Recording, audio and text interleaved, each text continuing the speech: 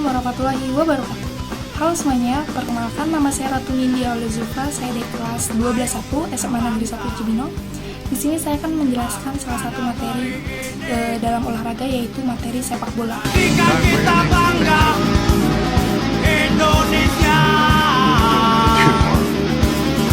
Dari pertama-tama, mari kita tonton videonya. Baik, pada video kali ini saya akan membawakan beberapa materi tentang materi sepak bola. Yaitu yang pertama ada sejarah singkat mengenai sepak bola, yang kedua ada peraturan dan ketentuan dalam permainan sepak bola, yang ketiga itu ada teknik-teknik dalam permainan sepak bola, dan yang terakhir adalah peraturan dan pelanggaran dalam permainan sepak bola. Baik, kita beralih ke topik pertama, yaitu sejarah singkat tentang sepak bola.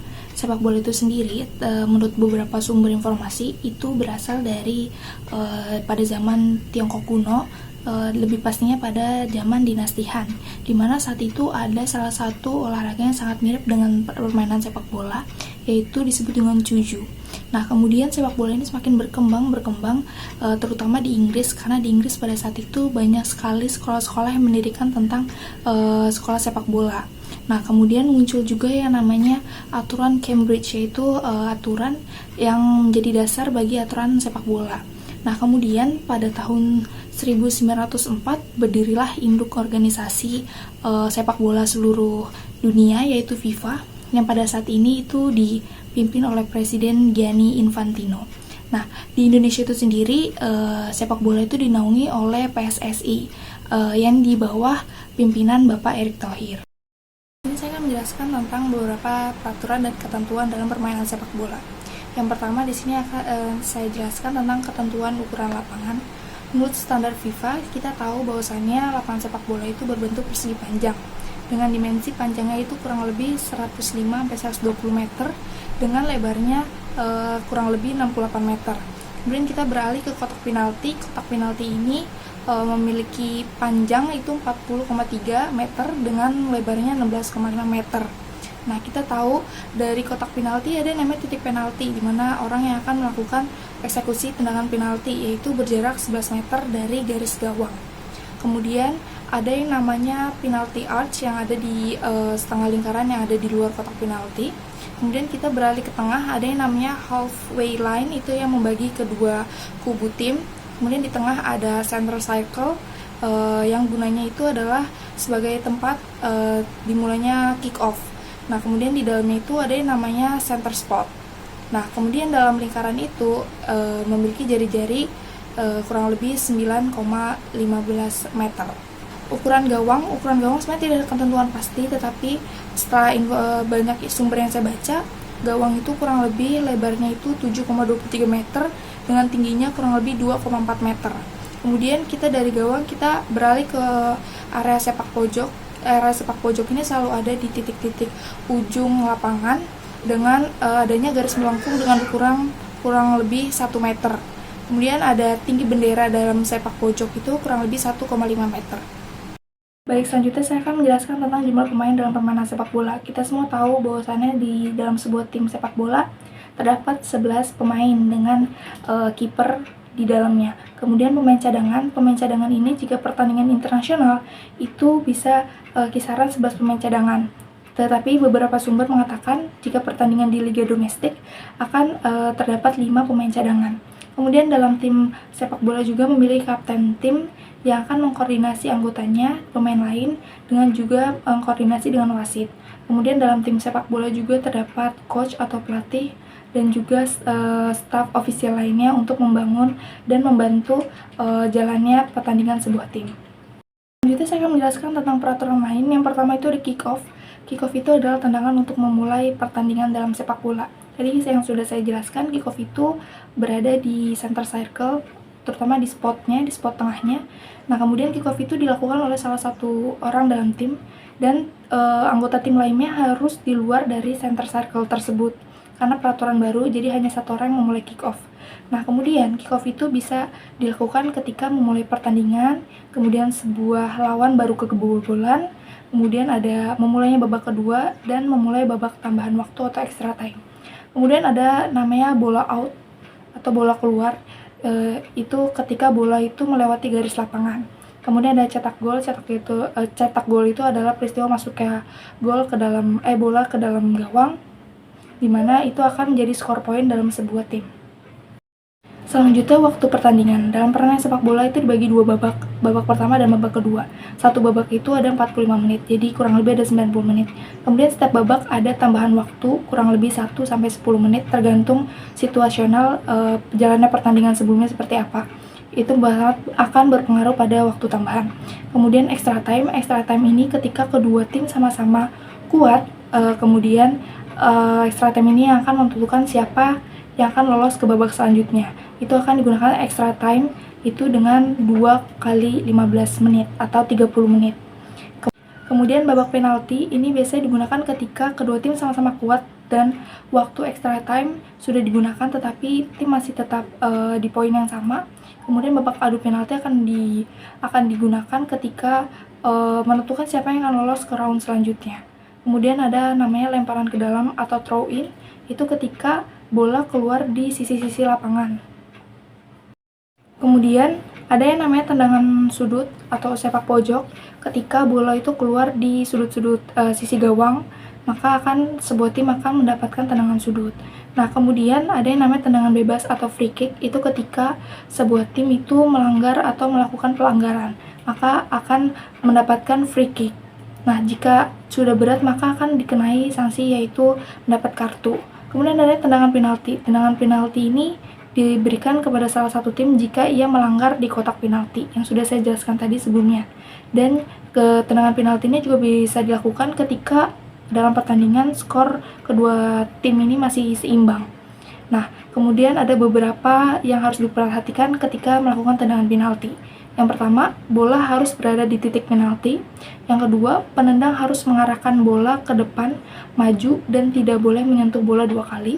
Ketiga, penjaga gawang harus berada di garis gawang di antara tiang gawang dan menghadap ke depan. Nah, seperti laga pada saat Indonesia melawan Korea Selatan pada saat Piala Asia U23, di situ Justin Hubner melakukan 2 kali tendangan penalti karena pada saat itu kiper dari Korea Selatan itu bergerak lebih dulu dibanding Justin yang belum menendang bola. Nah, dari video ini kita bisa lihat wasit memutuskan untuk mengulang tendangan penalti Justin karena kiper Korea melangkah lebih dulu dari garis gawang, sedangkan Justin belum menendang bolanya. Nah, selanjutnya offside. Teman-teman yang suka menonton pertandingan bola pasti sudah familiar dengan offside. Offside ini adalah keadaan di mana posisi seorang pemain bola yang diberikan umpan kemudian melebihi posisi pemain lawannya atau pemain bertahan. Jadi tidak ada pemain lawan lainnya selain penjaga gawang, maka itu adalah posisi offside. Baik, di sini saya akan menjelaskan tentang posisi pemain dalam sebuah tim. Secara umum, posisi pemain dalam sebuah tim itu terbagi menjadi 4. Yang pertama itu ada penjaga gawang, kemudian back, lalu gelandang, dan yang terakhir penyerang. Nah, kita beralih ke penjaga gawang atau kiper. Kiper ini sebagai pertahanan terakhir dalam sebuah tim yang bisa menggunakan seluruh anggota tubuhnya agar mencegah bola masuk ke dalam gawang. Kemudian kita beralih ke back. Back ini sendiri itu adalah sebagai lini pertahanan, di mana di dalam back itu sendiri ada back subbabnya, ada center back. Ini itu posisi utama dalam back. Dia biasanya berfungsi sebagai menghentikan serangan lawan di area kotak penalti. Kemudian ada fullback. Itu fullback bisa back kanan atau back kiri. Itu tugas utamanya itu menjaga serangan lawan dari sayap. Kemudian ada wingback. Wingback ini sebenarnya bedanya dengan fullback, dia itu posisinya tuh lebih menyerang atau lebih maju ke depan. Nah, biasanya ini digunakan wingback ketika formasinya 3-4-3 atau 3-5-2. Kemudian ada sweeper. Sweeper ini sebenarnya jarang digunakan di era modern, digunakan sebagai back terakhir yang membersihkan bola dari pertahanan, di area pertahanan. Selanjutnya saya akan menjelaskan tentang gelandang atau midfielder. Ini biasanya pemain lini tengah. Gelandang itu sendiri ada beberapa subbab, ada gelandang bertahan. Itu biasanya fungsi utamanya untuk melindungi lini pertahanan, bertugas untuk memotong serangan-serangan lawan, untuk merebut bola dan memberikan umpan ke pemain depan. Kemudian gelandang tengah ini harus memiliki peran yang sangat penting karena dia itu harus serbaguna. Dia itu bisa sebagai pemain bertahan dan juga sebagai pemain penyerang, dan juga bertanggung jawab untuk menjaga keseimbangan tim di tengah lapangan dan mengatur aliran bola dan tempo permainan. Kemudian ada gelandang serang. Gelandang serang ini sebenarnya fungsinya untuk menciptakan peluang untuk menyerang dan mencetak gol. Nah, biasanya gelandang serang ini lebih dekat ke gawang lawan dan juga membantu striker. Nah, kemudian yang terakhir adalah penyerang atau striker. Striker itu sendiri juga ada sebabnya. Striker ada striker yang sebagai center forward atau sebagai penyerang tengah. Dia itu berfungsi untuk mencetak gol dari umpan-umpan silang atau bola terobosan. Nah, kemudian ada second striker atau penyerang bayangan. Itu sebenarnya fungsi utamanya itu untuk menggojek lawan gitu. Kemudian dia juga bertugas untuk menciptakan peluang, memberikan assist, dan juga mencetak gol jika ada kesempatan. Nah, selanjutnya ada wasit. Wasit ini memiliki peran sangat penting dalam suatu pertandingan. Wasit dibagi menjadi 3, ada wasit utama, wasit administratif, dan juga hakim garis. Wasit utama ini bertugas untuk mengatur jalannya pertandingan. Wasit utama sering kita lihat ikut dalam pertandingan atau di dalam lapangan. Kemudian ada wasit administratif yang biasanya itu ada di sisi-sisi lapangan yang tugasnya untuk mengatur papan pergantian pemain, kemudian memberi informasi untuk waktu tambahan, atau mengecek VAR, dan lain sebagainya. Kemudian ada hakim garis. Hakim garis ini tugasnya untuk membantu wasit utama dalam menentukan apakah itu offside, ataukah itu tendangan sepak pojok, ataukah itu throw in, dan kapan adanya pelanggaran. Itu biasanya hakim garis itu yang membawa bendera. Setelah mempelajari tentang peraturan dan ketentuan dalam permainan sepak bola, di sini saya akan menjelaskan tentang teknik-teknik dasar dalam permainan sepak bola. Yang pertama, itu ada menggiring atau dribbling. Dribbling ini bisa ada speed dribbling, biasanya teknik yang digunakan lari sambil membawa bola ke depan. Kemudian ada close dribbling. Close dribbling ini mengontrol bola dan juga menggiring bola. Jadi close dribbling ini digunakan ketika terhimpit oleh pemain lawan. Kemudian ada mengoper bola atau passing. Penting sekali seorang pemain bola memiliki passing yang baik, karena passing ini digunakan untuk menembus pertahanan lawan dengan mengoper bola ke rekan tim. Kemudian ada juga shooting. Shooting sudah pasti teman-teman tahu. Shooting itu menendang. Shooting ini bisa menggunakan kaki bagian dalam, bagian luar, atau juga punggung kaki. Nah, selanjutnya ada mengontrol bola atau ball control. Nah, teknik ini berfungsi untuk menghentikan bola yang sedang melaju kencang saat mendapatkan operan, sehingga bola dapat dikuasai.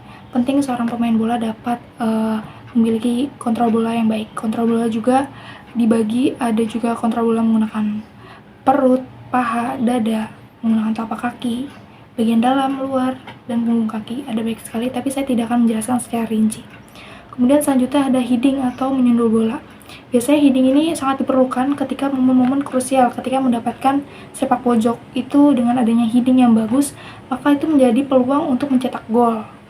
Nah, kemudian ada yang namanya menghalangi atau tackling. Biasanya teknik ini digunakan untuk menghalangi lawan masuk ke area pertahanan. Nah, seorang pemain bertahan ini atau pemain back harus memiliki teknik tackling yang baik. Ini di dalam tackling itu sendiri dibagi 3, ada sliding tackle, ada poke tackle, dan block tackle.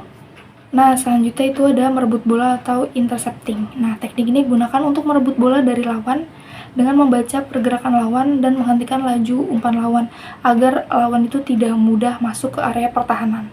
Maka itu merebut bola itu sangat penting juga karena salah satu teknik dasar. Kemudian ada goalkeeping. Goalkeeping artinya menangkap bola. Teknik ini pasti digunakan oleh seorang kiper. Seorang kiper harus memiliki teknik goalkeeping yang baik agar bola tidak cepat masuk ke gawang. Setelah saya menjelaskan 3 materi tentang bola, di sini yang terakhir yaitu ada pelanggaran dalam permainan sepak bola. Ada banyak sekali, tapi saya akan menjelaskan yang sering terjadi. Yang pertama itu ada handsball. Ini ketika pemain ini terkena bola, selain kaki itu seperti tangan, lengan, atau pergelangan tangan menyentuh bola. Itu jika di dalam kotak penalti ketika terjadi handsball, itu akan dikenakan tendangan penalti. Nah, kemudian ada diving. Diving ini ketika pemain pura-pura terjatuh agar mendapatkan keuntungan dari wasit, seperti tendangan bebas, tendangan penalti, atau kartu untuk pemain lawan. Nah, kemudian ada delay of the game. Itu ketika mengulur-ngulur waktu pada saat menit tambahan atau injury time yang mengakibatkan pelanggaran. Kemudian ada spitting, yaitu tindakan ketika seorang pemain bola itu meludahi pemain lawan. Nah, selanjutnya ada yang namanya obstruction atau tindakan menghalang-halangi lawan atau merebut bola dengan cara yang kurang sportif gitu. Kemudian ada tackling. Tackling ini tindakan tackle yang tidak mengenai bola, melainkan mengenai kaki pemain lawan. Ini tindakan tackle ini sangat beresiko karena takutnya dapat mencederai lawan lain. Maka dari itu ketika tindakan tackling tidak mengenai bola, melainkan mengenai kaki lawan, maka akan dikenakan pelanggaran.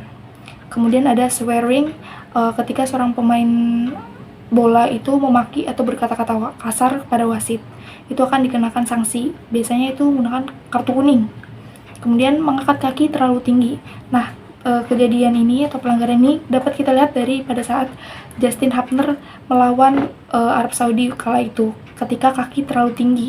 Nah, jadi ketika bola datang ingin mengontrol bola tetapi kaki terangkat terlalu tinggi, kemudian melukai pemain lawan, itu dapat mendapatkan pelanggaran. Selanjutnya kita ke peraturan pelanggaran, kapan pemain mendapatkan kartu kuning, kapan pemain mendapatkan kartu merah. Dari kartu kuning ini ketika pemain melakukan tackle yang tidak mengenai bola, yang seperti yang sudah saya jelaskan, kemudian menarik baju tim lawan sehingga robek, itu sering banget terjadi. Kemudian ada handball yang tidak sengaja, kemudian diving, kemudian ada menghentikan laju lawan dengan cara yang tidak sportif atau dapat melukai lawan lain, kemudian protes berlebihan kepada wasit atau swearing seperti tadi, kemudian ada juga membuka baju atau celana saat selebrasi gol. Nah, selanjutnya ada kartu merah. Kartu merah ini bisa didapatkan ketika seorang pemain bola melakukan pelanggaran berat, atau juga ketika pemain bola mendapatkan kartu kuning lalu melakukan pelanggaran kembali. Kartu merah ini bisa didapatkan ketika melakukan tackle terlalu keras dan tidak menyentuh bola, lalu melakukan tackle yang mencederai lawan, kemudian berkelahi dengan pemain lain, handball secara sengaja, mengangkat kaki terlalu tinggi, kemudian memicu keributan antar pemain di lapangan, protes terlalu keras terhadap wasit. Itu dapat mendapatkan sanksi kartu merah. Baik, terima kasih teman-teman yang sudah menyaksikan dan menyimak video penjelasan yang saya berikan. Semoga video ini dapat bermanfaat untuk teman-teman semua yang menonton. Terima kasih saya ucapkan. Wassalamualaikum warahmatullahi wabarakatuh.